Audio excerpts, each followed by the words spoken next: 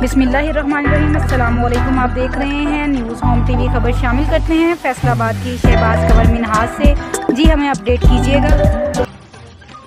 जी बिल्कुल, थाना मिल्लत टाउन के इलाका में बीवी और ससुरालियों को यरगमाल बनाने का वाकया पेश आया है, जिसमें सीपीओ फैसलाबाद कामरान आदल और थाना मिल्लत टाउन के एसएचओ सफियान भुट्टर रेस्क्यू 15 की कॉल पर पुलिस और लीड फोर्स के जवानों के हमरा मौका पर पहुंचे तो मुलजम अनवारुल हक ने पुलिस पार्टी को देखकर फायरिंग कर दी। पुलिस की जवाबी फायरिंग से मुलजम जख्मी हो गया।